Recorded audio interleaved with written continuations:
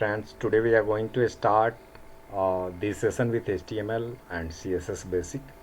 So HTML, what is it stand for? HTML stands for Hypertext Markup Language. Basically it is a programming language. You can say it is a scripting language which is basically used to design a web page. So website, if you will talk about website ना, website is a collection of web pages. Means बहुत सारे web pages मिलाकर एक website बनाते हैं.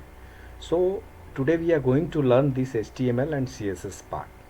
सो how we will start with HTML. So first of all, to type the HTML code we need a browser. For type any HTML code we need a editor, and in editor we are going to type our HTML code. So let's start with VS Code, Visual Studio Code. And here we are going to start one new tab. And how we will start to write? First of all, just save it with any name, like I am putting it second dot html. तो आप देख सकते हो दोनों side मैंने double coat लगाया है friends. Double coat मैंने दोनों साइड इसलिए पेस्ट किया है कि जैसे हम कोई भी फाइल सेव करते हैं, नीचे में ये प्लेन टेक्स्ट टाइप का दिखा रहा है, लेकिन हम मशीन को बोल रहे हैं कि नहीं, फोर्सफुली आप इसको .html एक्सटेंशन के साथ सेव करो. सो हम लोग पहला फाइल सेव किए, और जैसे आप इसको सेव करने के बाद आप एक्सक्लेमेशन मार्क और टैब बटन जैसे प्रेस करते हो, ये HTML का लिखा हुआ इतना फॉर्मेट हमारे पास आ जाता है. अब इस फॉर्मेट को हम जानते हैं कि फॉर्मेट एक्चुअली ये करता क्या है. इस फॉर्मेट को जानते हैं हम एक्चुअली कि ये फॉर्मेट करता क्या है हमारे साथ. तो इसमें सबसे पहला लाइन जो लिखा हुआ है डॉक टाइप और HTML लिखा हुआ है, ये स्ट्रिक्टली बोलता है हमारे मीन्स इस पेज को कि ये HTML5 का डॉक्यूमेंटेशन है, HTML5 का ये डॉक्यूमेंट है. Second line is telling about the language which we are going to use in our page. Lang equal to en, और this is called tag.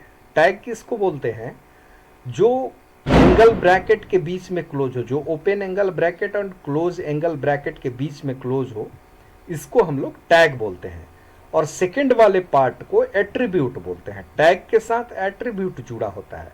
Attribute क्या करता है? ये हमारे टैग को स्पेशल पावर प्रोवाइड करता है. जैसे हमारे टैग के साथ कुछ मैनिपुलेशन करना है, कुछ उसमें एग्जिस्टिंग में चेंजेस लाने हैं, तो हमारे पास एट्रीब्यूट दिए हुए हैं. इस एट्रीब्यूट की मदद से हम लोग इसको चेंज कर सकते हैं. So this is head is called tag because it started in from angle bracket. ठीक है, और एंगल ब्रैकेट इधर क्लोज कर देंगे, तो इस जो एंगल ब्रैकेट ओपन और क्लोज के बीच में जो है उसको क्या बोलेंगे? टैग. और टैग के बाद जो नेक्स्ट कैरेक्टर लिखा हुआ है, जैसे कैरसेट, लैंग, HTML, तो ये टैग के बाद लिखे हुए कंटेंट है, इसको बोलते हैं हम लोग एट्रीब्यूट. तो एट्रीब्यूट क्या करता है? स्पेशल पावर प्रोवाइड करता है टैग्स को, उसकी आगे में मैनिपुलेशन के टाइम में ये काम आता है. तो इस तरह से हम लोग टैग और एट्रीब्यूट. तो इसमें भी हमारे पास ओपन टैग और क्लोज टैग है फ्रेंड्स. ओपन टैग उसको बोलते हैं जो एंगल ब्रैकेट से स्टार्ट हुआ और एंगल ब्रैकेट यहां पे बंद हुआ. लेकिन जो एंगल ब्रैकेट और स्लैश के साथ स्टार्ट हो, इसको बोलते हैं हम लोग क्या? Close bracket. इसको बोलते हैं हम लोग क्लोज ब्रैकेट. ओपन ब्रैकेट और क्लोज ब्रैकेट है. हम लोग HTML में एक कमेंट लाइन भी यूज करते हैं. कमेंट लाइन जनरली इस तरह से HTML में दिया जाता है: एंगल ब्रैकेट, एक्सक्लेमेशन मार्क और डैश डैश, और उसके बाद में उसके अंदर लिख सकते हैं डैश डैश और एंगल ब्रैकेट से बंद कर देते हैं. इसके अंदर में हम लोग लिखते हैं क्लोज टैग. मतलब एक कमेंट हमने दे दिया कि यहाँ पे क्लोज ऑफ हेड टैग, ऐसा लिखते हैं हम लोग, क्लोज ऑफ हेड टैग. ठीक है, तो हेड टैग को मैंने क्लोज कर दिया. ये क्लोज है और ये ओपन है. उसी तरह से जिस तरह से ये क्लोज टैग है, उस तरह से ये ओपन हेड टैग. हम लोग क्या करते हैं जनरली? ओपन हेड टैग और क्लोज हेड टैग, इसका यूज क्या है वो भी हम लोग जानते हैं. ओपन हेड टैग और क्लोज हेड टैग के बीच में जितने भी हमारे CSS फाइल होंगे, जितने भी एक्सटर्नल जावा स्क्रिप्ट होंगे, वो सारे एम्बेड होते हैं, इंक्लूड किए जाते हैं इसी ओपन हेड टैग और क्लोज हेड टैग के अंदर. और कैसे हम लोग इंपोर्ट कराते हैं उसको, तो हम लोग उसको सबसे पहले इंपोर्ट कराने के लिए लिंक टैग का यूज़ करते हैं। लिंक रिलेशन हम लोग बताते हैं स्टाइल शीट का है, और href कंटेंट को हम लोग देते हैं।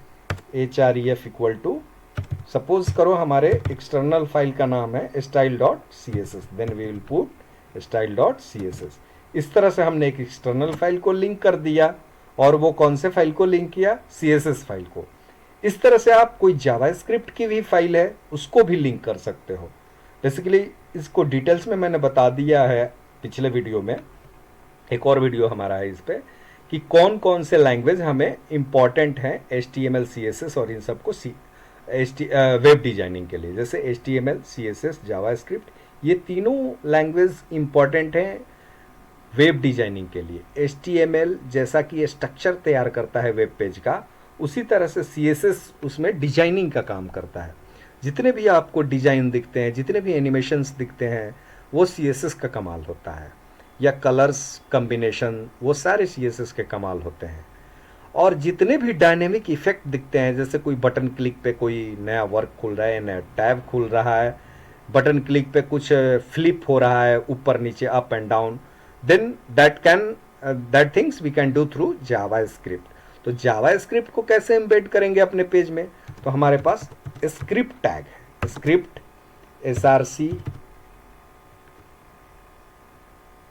इक्वल्स टू, हम लोग उस पेज का नाम देंगे।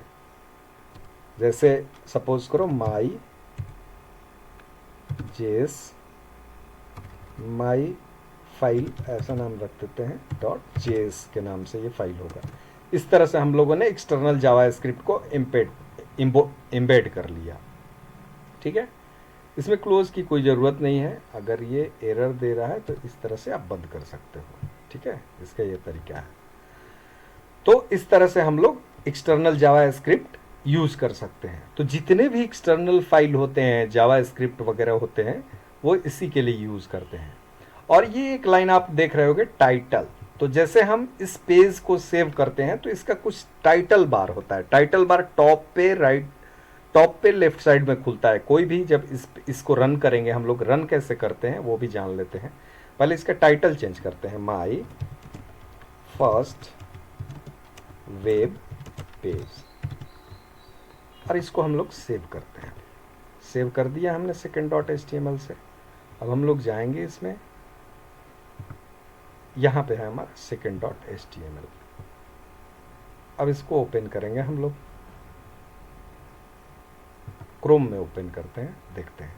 तो क्रोम में देखोगे जो मैंने टाइटल लिखा वो यहाँ पे दिख रहा है। आप देख रहे होगे माई फर्स्ट वेब पेज हमने लिखा है, ये टाइटल यहाँ पे आपको दिख रहा होगा लिखा हुआ। इस तरह से हम लोग टाइटल दे सकते हैं किसी भी डॉक्यूमेंट का। और बेसिकली होता क्या है, open head tag close head tag के बीच में, वो भी कहानी मैं आपको अच्छे से बता रहा हूँ। इसके अंदर में ये जो Meta name viewport content width initial scale 1.0 आ रहा है, ये हमारा स्केलिंग के लिए यूज़ होता है। जैसे जिस डिवाइस में ये खुलेगा ना, उसके अकॉर्डिंग ये एडजस्टमेंट के लिए, जैसे ये डिवाइस को पहचान दिलाने के लिए होता है कि कौन से डिवाइस में ओपन हो रहा है, लैपटॉप में, मोबाइल में, कंप्यूटर में, लाइक दैट। और भी मेटा हमारे पास है, meta content equal to keywords equals to, ऐसा देते हैं।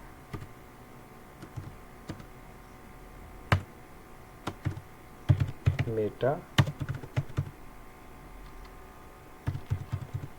डिस्क्रिप्शन इक्वल्स टू, ये देते हैं। तो ये दो लाइन जो हमारा यूज़ होता है, ये मेटा कंटेंट, मेटा डिस्क्रिप्शन, ये बेसिकली क्यों यूज़ होता है? ये बेसिकली यूज़ होता है हमारा एसीओ पर्पस के लिए। एसीओ में जैसे हम लोग जब भी कीवर्ड वगैरह पेस्ट करते हैं या कीवर्ड वगैरह डालते हैं, तो ये यहीं पे डालता है। जैसे हमारे साइट टॉप पे कैसे खुलेगी, गूगल उसको कैसे क्रॉल करेगा, गूगल को क्रॉलिंग करने के लिए इसमें कीवर्ड्स वगैरह दिए होते हैं, यही कीवर्ड्स गूगल क्रॉल करता है। और इस कीवर्ड्स में जाता क्या है, इस कीवर्ड्स में हम लोग नाम वगैरह, जैसे मान लो शूज़ की मेरी साइट है, शूज़ बेचने की, तो मैं डालूंगा बेस्ट शूज़ इन बिहार, बेस्ट शूज़ इन दिल्ली, बेस्ट शूज़ इन गोवा। इस टाइप से मैं सर्च करूंगा, जो भी सिटी में है, जो भी कीवर्ड्स हम इसमें प्रोवाइड करेंगे वो कीवर्ड्स गूगल क्रॉल करेगा और उसके सर्च के अकॉर्डिंग वो हमारा साइट को टॉप पे खोलेगा। इसलिए ये दो जो लाइन है ये एसईओ पर्पस के लिए यूज होते हैं। तो आप समझ गए अभी तक कि टैग क्या है, ओपन टैग क्या है, क्लोज टैग क्या है। ठीक है, एक मिनट फ्रेंड्स, ये स्क्रिप्ट बंद भी साथ में ले रहा है।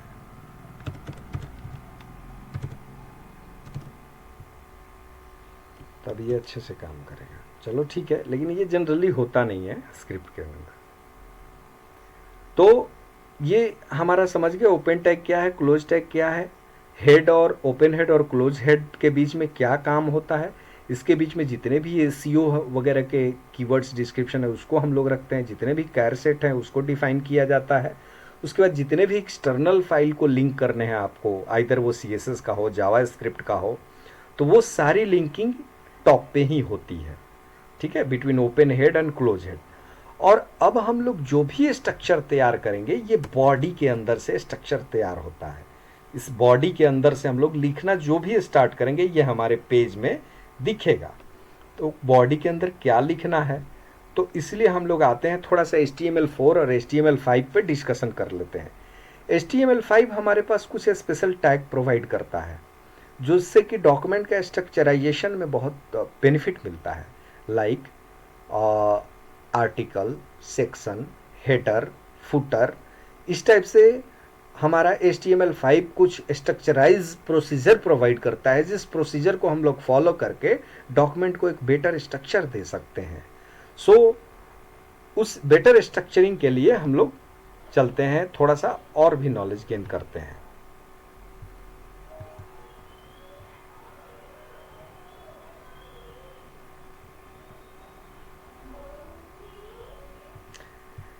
ये आप देख रहे हैं आर्टिकल सेक्शन है, आर्टिकल के अंदर में सेक्शन चलता है। सबसे पहले हम लोग आर्टिकल डिफाइन करते हैं, अगर उससे भी पहले डिफाइन करना है तो आर्टिकल से टॉप पे हेडर जाता है। हेडर के अंदर में हम लोग अपना टैग डिफाइन कर, सबसे पहले क्या होना चाहिए, हेडर। बॉडी के अंदर में आएगा हेडर। हेडर टैग माने टॉप वाला, जो टॉप का ये जो सेक्शन दिख रहा है ना आपको, हेडर, ये सेक्शन हम लोग टॉप पे डिफाइन करते हैं, हेडर सेक्शन इसको बोलते हैं। फिर हेडर के अंदर में हम लोग डिव वगैरह डिफाइन कर सकते हैं। Div is called division tag. Division tag is use for dividing the page, creating the structure of HTML page. So division, जो भी आप HTML वेब पेज में देख रहे हो ना, सब कुछ एक डिव टैग के अंदर डिफाइन है। मतलब सब कुछ एक डिवीजन है, डिवाइड किया हुआ है, बांटा हुआ है, डिवीजन किया हुआ है सब कुछ। तो डिव टैग मतलब डिवीजन टैग। तो छोटे छोटे, मतलब जैसे हेडर सेक्शन, फुटर सेक्शन, पहले जब हम लोग काम करते थे ना, आर्टिकल और ये सेक्शन जब नहीं डिफाइन थे, तो इसकी जगह पे भी हम लोग डिव ही टैग यूज करते थे। डिव टैग जनरली हम लोग यूज करते थे। तो डिव टैग का बड़ा इंपॉर्टेंस है HTML पढ़ने में। जितने भी डिजाइनिंग पर्पज से यूज होते हैं, जितने भी डिजाइनिंग वर्क यूज होते हैं, वो डिव टैग को ही यूज करते हैं हम लोग। सो इसके अंदर में डिव टैग डिफाइन करके हम लोग इसका विड्थ हाइट डिफाइन कर सकते हैं। इसके अंदर में हम लोग नेव बार भी क्लियर कर सकते हैं। नेव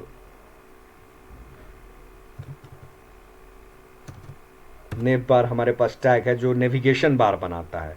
अभी हम लोग जो मेन्यू बनाते हैं, ड्रॉप डाउन नेविगेशन मेन्यू, वो नेव बार के थ्रू बनता है। और अभी हम लोग साइट जो भी बनाते हैं जनरली रिस्पॉन्सिव वेबसाइट होती है।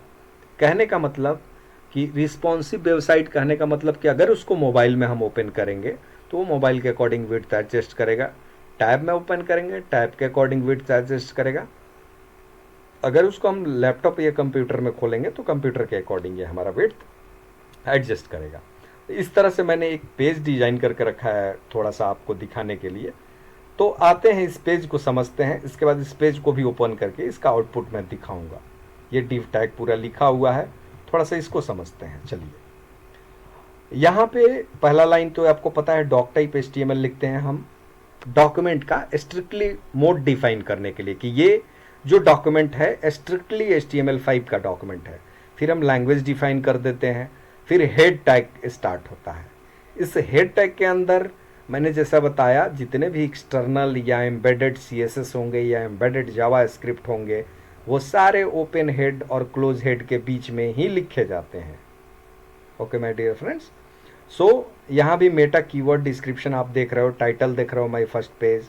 ये जो स्टाइल लिखा हुआ है HTML comment will come here, comment line हम अपने सुविधा के लिए देते हैं कि अगर हम काम करते करते सपोज करो एक कंपनी से स्विच करते हैं दूसरी कंपनी में, तो हमारा लिखा हुआ कोड कोई डेवलपर समझ सके, हमारा लिखा हुआ कोड अंडरस्टैंड करने में उसको ज़्यादा प्रॉब्लम ना हो, इसलिए हम कमेंट लाइन का यूज होता है। This are called non executable statement, means they will not execute, means compiler will ignore that line, that is only for the development purpose, means for the developer, sake of developer he can read the comment and understand that which function is coming from which means file, okay, or for what purpose this month's code is or function is written. So यहाँ पे हम आप लोग देख रहे हैं कि style tag के अंदर मैंने कुछ कोडिंग कर रखी है, ये CSS का कोड है।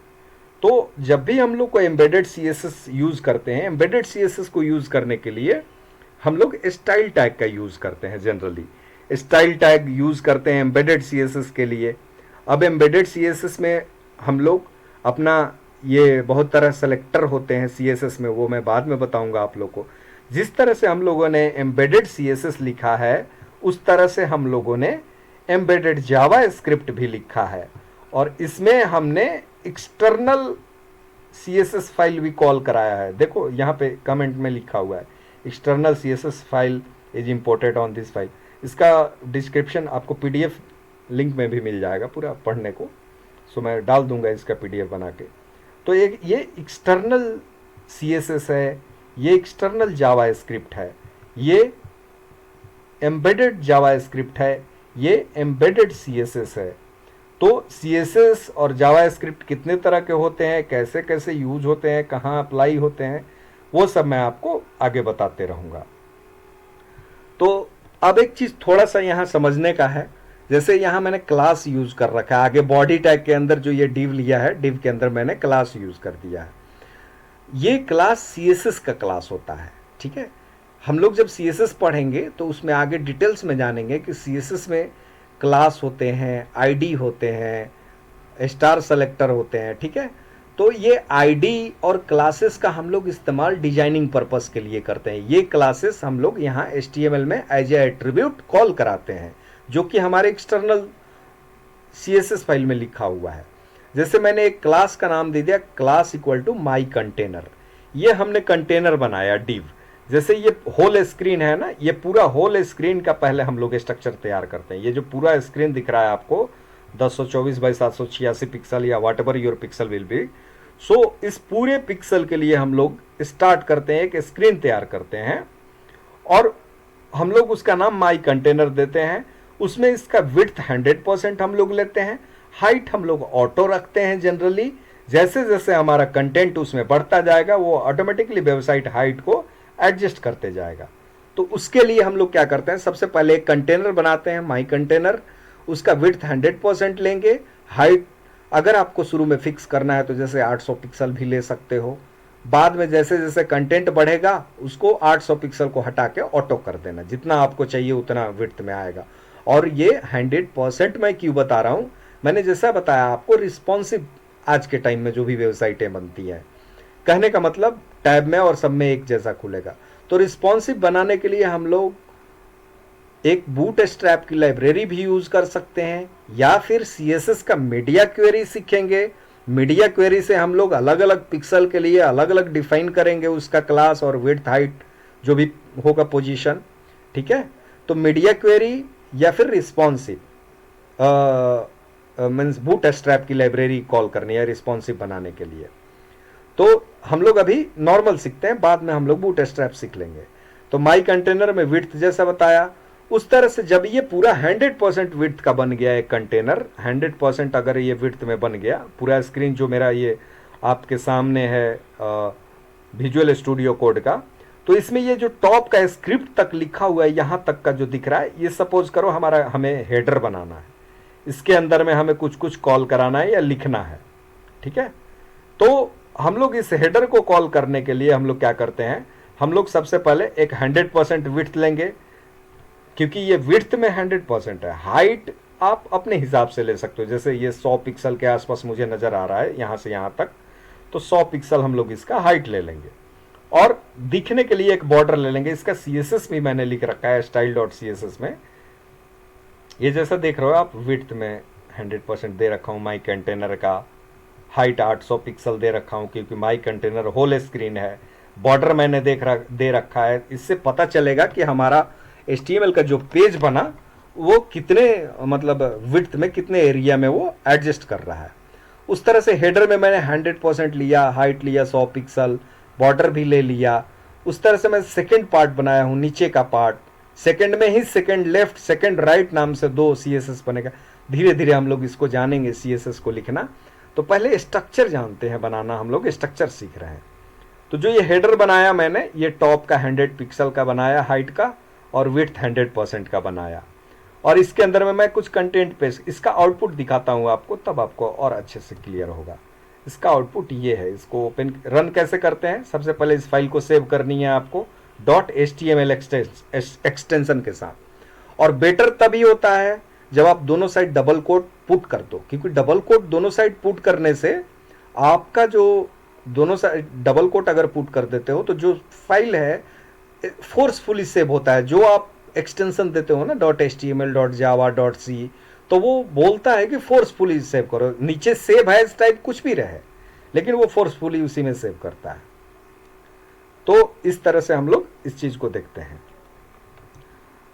अब आते हैं हम लोग आगे इसका आउटपुट देखने के लिए। जैसा बताया, तो क्या करते हैं, जब सेव कर लेंगे तो वहां जाएंगे जिस फोल्डर में मैंने सेव किया है, राइट क्लिक करेंगे, ओपन विथ करेंगे, या फिर आप डायरेक्टली यहां से भी रन कर सकते हो, रन का ऑप्शन आता है। तो ये हमारा जो हुआ सेक्शन पहला, टॉप का ये सेक्शन, ये हेडर डिफाइन है।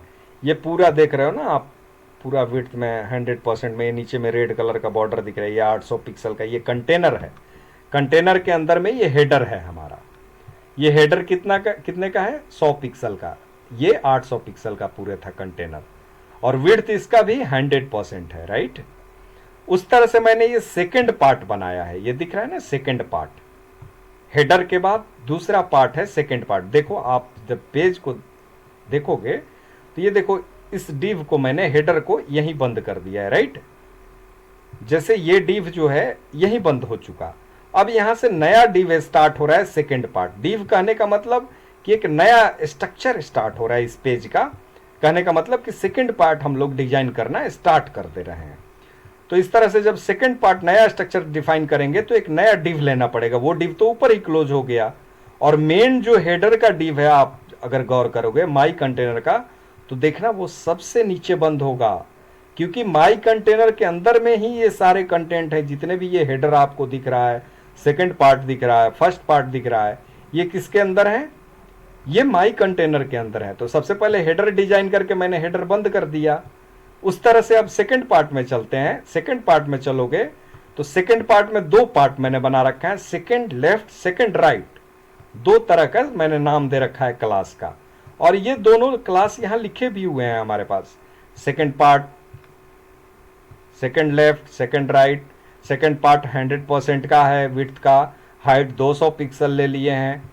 कहने का मतलब कि ये जो हाइट है, इसका हाइट कितना है, 200 पिक्सल। पहले वाले का कितना था हेडर का, 100 पिक्सल। तो ये 200 पिक्सल हाइट की हो गई, ठीक है। तो इस तरह से हम लोग 200 पिक्सल में एक लेफ्ट और एक राइट बनाए। उसके लिए लेफ्ट और राइट करने के लिए हम लोग एक special tag, special CSS use किए, फ्लोट लेफ्ट। ये बाद में पढ़ाएंगे। फ्लोट लेफ्ट कर देने से जो अगला कंटेंट है वो उसके लेफ्ट में आ जाता है। जैसे आप ये दिख रहा है ना, सेकंड लेफ्ट और सेकंड राइट आपको यहां पे दिख रहा है, ये एक दूसरे के लेफ्ट में है आजू बाजू, नहीं तो एक के नीचे आता। जब ऐसे ही लिख दोगे ना, फ्लोट लेफ्ट नहीं करोगे तो इसके नीचे ये आ जाएगा। इसलिए हमने फ्लोट लेफ्ट लगा रखा है। और दोनों का विड्थ अगर 100% है तो दोनों को दो पार्ट में बांटे हैं, तो हम लोग 50-50% का विड्थ लिए हैं। यहाँ पे आप देख रहे हो इसका डिजाइन, ये 100% के अलावे दोनों 50-50% में बने हुए हैं, ये 50-50% में। इसलिए 100% को हमने 2 पार्ट में डिवाइड किया। तो इस तरह से हम लोग HTML पेज का अपना स्ट्रक्चर तैयार करते हैं। सेकंड लेफ्ट में कुछ कंटेंट मैंने पेस्ट किया, सेकंड राइट में पेस्ट किया। इस तरह से हम लोग HTML पेज का स्ट्रक्चर तैयार करते हैं। दोस्तों HTML सबसे ज़्यादा प्रैक्टिस से आता है। Practice can make you perfect.